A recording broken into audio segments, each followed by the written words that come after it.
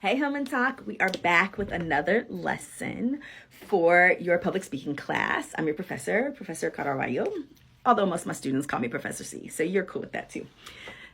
This week we are talking about perception. And this is the argument that I make that all public speaking is built upon, is perception of the speaker. Think about it. With someone that you have a positive perception of, right? You like that person. You listen to them. You find them favorable. If it was a teacher or a professor, you likely learned more in their class because you had a favorable perception of them. We don't like the word perception. We don't like this idea. We think it's dirty in the sense that somebody can absolutely think something about us that may not be true. Okay, I got that. But if I'm speaking in front of an audience, y'all don't have time to assess whether this is really who I am or not. It's just your perception of me, right? So if I know that, wouldn't it behoove me to think of the perception I would like to present for my audience, right? That's the cool thing. You are in charge of the perception that you present to the audience. You get to create it and craft it. So everything that I'm going to do in my speech is going to set up to give you the perception that I'm a credible speaker. Yeah. So you should do the same thing.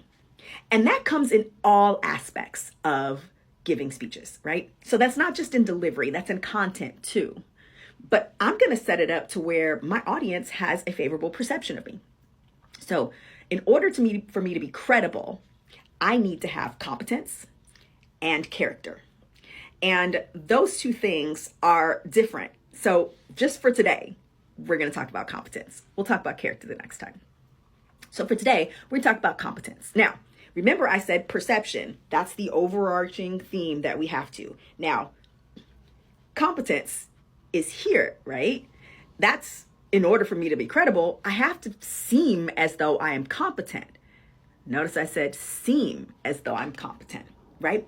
The perception that the audience needs to have is that I am a competent speaker, meaning they need to think that I know what I'm talking about. Because competence is only what the audience thinks you know. It's not what you actually know. You could be the smartest person in the world in that topic. I have coached professors who literally are the expert in their field. There is nobody who knows more about the topic that they are speaking of except them. Nobody knows more. And yet the audience thinks that person doesn't know what they're talking about because of their perceived competence. Perceived. It's the perception. So we have to do things to provide the perception that we are competent. Yes, some of those things are in delivery. It's in the way that we stand. It's in the way that we speak. It's in making eye contact. Those are all physical things that we do, right? Nonverbal cues that we give to our audience.